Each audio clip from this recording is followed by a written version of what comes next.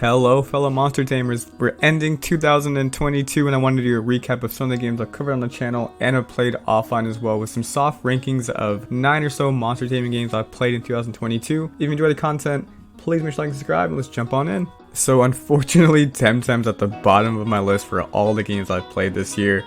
It's not that it's a bad game by any stretch. I love the performance on my PC. It blows any Pokemon game out of the water in that regard. I love how dedicated they are to 2v2 double battles in-game. I love the design of the Temtems as well.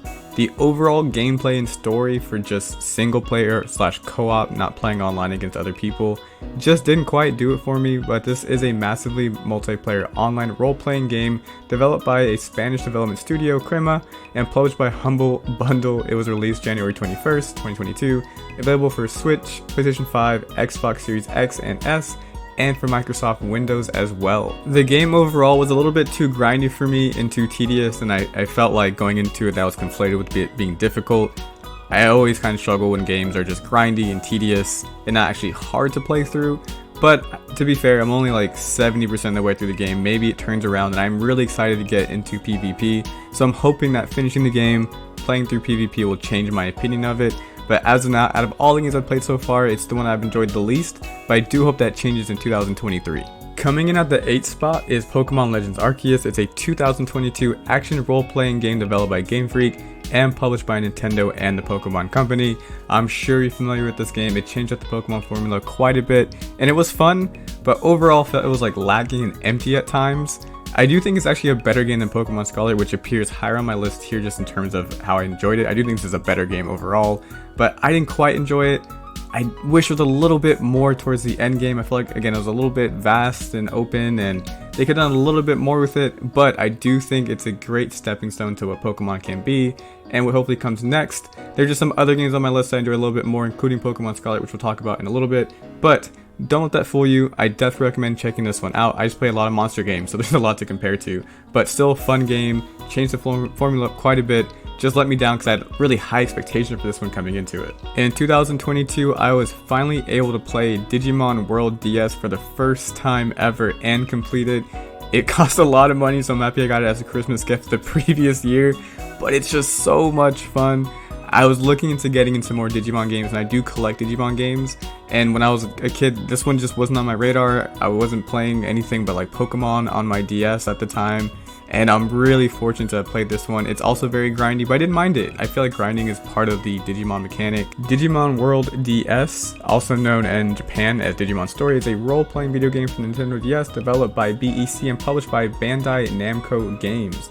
I recommend checking it out if you can emulate it or if you can find it relatively cheap used, and by that I mean the game goes for like $150 to $100 used. I found it, actually didn't get it for Christmas, I got it in a bundle with another Digimon game. That was a super good deal, but it's fun. Again, it's not going to be earth-shattering, but if you do like Digimon games, this in a lot of ways set up how Cyber Sleuth and Hacker's Memory plays. So if you want to kind of get to the roots of those games and even see the base of a lot of fan-made Digimon games that are coming out now, I highly recommend you check this one out. Just know there's some grinding there, and then the final boss, there's a huge difficulty spike if you do end up playing this game. Speaking of Digimon Cyber Sleuth, that is next on our list. It came in 6th. I really enjoyed this game. It was like the first modern Digimon game I'd played in a while. This year I played through Digimon World DS, Digimon Dawn, Digimon World 3. I played through a lot of Digimon games. So this is the first modern one. I also have a playthrough on the channel if you want to see that. Overall, I liked the mechanics of the game. The story was great. I liked the evolutions. It was really cool to play it. I wasn't a huge fan of all the dialogue, and that felt like a slog to get through. That might have been because I was doing a let's play and it was hard to just either do a voice for all of the dialogue or skip it or things like that. I am playing through Hacker's Memory and I like that one a little bit better, but in terms of just the Digimon experience, I really enjoyed this one, and I'm a huge Digimon fan as well. I played it on Switch in the Complete Edition, and the base version, which is just Digimon Cyber Sleuth, is also available for PlayStation 4, PlayStation Vita, and also Microsoft Windows. So if you don't want to play it on Switch, you can play it on other platforms as well. I do recommend checking this one out if you are a Digimon fan, and I do recommend getting the Complete Edition, and I would recommend Switch because there's a cool feature where you can put your Switch in sleep mode and still get the benefits of your Digifarm, so it reduces a lot of grinding for this game as well. But one I really enjoyed, I just didn't love the dialogue in Cyber Sleuth, but the fact that you get 2 games with the Complete Edition bumps it up my list, and I've really enjoyed Hack of Memory so far as well. Number 5 on our list is Pokemon Scarlet and Violet. I've played through both versions of it, and even though as a game itself, how it's built, there leaves a lot to be desired. This was the first time in several years I was part of the Pokemon launch, a Pokemon launch. I think the last one I was really into is maybe Black and White or Black and White 2. I was in high school, I think, and I'm now approaching my 30s with a child and been married for a few years, so it's been a while since I was a part of a Pokemon launch. The game is fun, you have 3 different paths you go down, and there's a lot of polish in that regard in terms of storytelling, character development. The Pokemon designs are awesome, I love the new Paradox forms. The performance of the game and the way it's structurally built is just, in my opinion, unacceptable from the Pokemon Company, Game Freak, and Nintendo, but that's another story. But in terms of it just being a fun game, if you can ignore some of those performance issues, if you can take into account, for me, it's been a while since I was like really hyped up for a Pokemon launch. It's sitting at about the middle of my list. It would be a lot higher if it were a game that I was just more excited about. I've been playing Pokemon for a long time, for close to over 20 odd years, maybe 25 years, so it is kind of getting a little old for me in some respects, but this was a really fun game. If you can get past the performance stuff, I do recommend it. And if you can't get past the performance stuff, I also understand that as well. But it's 5th on my list. I am happy to be a part of the launch this time, and hopefully this sets the ground for even more improved Pokemon games moving forward. Let's take it right back to some more Digimon with Digimon World Dusk. I did like this a little bit better than Digimon World. The story was a little bit more tight in my opinion. It was a little bit easier to get to your final evolutions if you needed to. I feel like the progression through the story made a little bit more sense. There were some changes that people didn't like you to do main stories, you had to go to the counter and then request a case or whatnot. But again, it's a really fun game. It's for Nintendo DS as well, and was released in 2007, so an older game, very similar to Digimon World DS. It's kind of expensive to get. I was super fortunate to get a complete inbox with the stickers, intact copy, so my Digimon collection is flourishing so far, but really enjoyed this one. It's not very different from Digimon World DS, and it's almost the exact same as Digimon Dawn, just like Pokemon is Red and Blue. If you're a Digimon fan, you can emulate it or you can get it for cheap. Definitely recommend it, and one of my favorite Monster Taming games from this year that I played. Jade Cocoon comes in, I believe, at number 3. Let me check my notes. Yes, number 3. One of my favorite games of all time. It's a game that my older brother got when I wasn't even really into finding my own games. I was still kind of young. I was maybe 5, 7, something like that. But it has monster merging. It has your own avatar that allows you to level up and fight off these demons.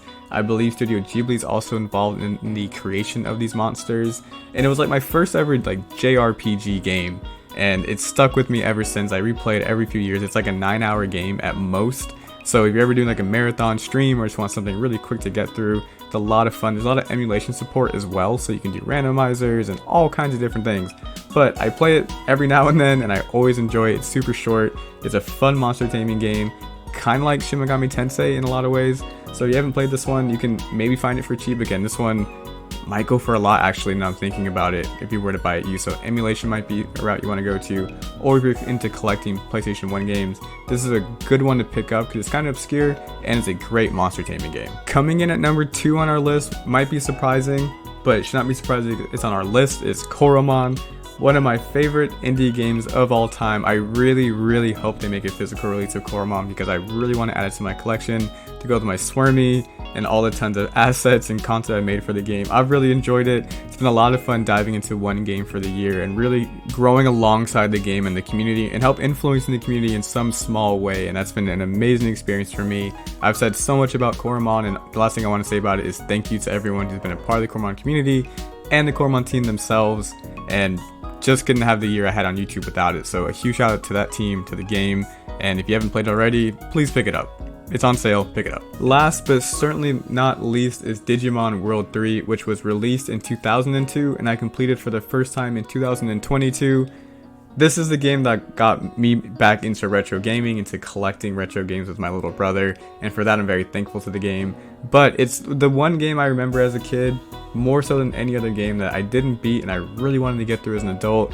It was the first ever Let's Play walkthrough I put on my channel, and it got me back into the Digimon franchise. So for so many reasons, I just love this game. It's my favorite game I've completed this year. The gameplay, it's grindy, but I don't care. You have to backtrack, and I don't care. You have to play with a guide, basically, and I do not care. I just love this game so much. I hope to make a remake of it, a port. I hope you can play it on emulation or PlayStation if you have it. It's an amazing game. I had so much fun being able to beat this. It was definitely on my bucket list of games to beat. And for those of you who have seen the series, it's still on the channel, you know how much I enjoy playing through it. If you haven't seen the series, check it out.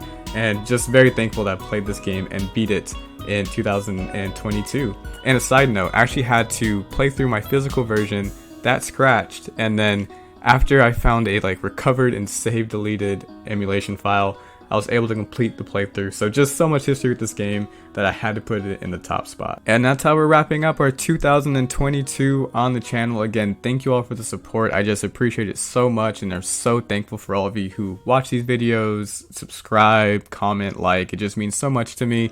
Looking forward to covering even more Monster Taming games in 2023.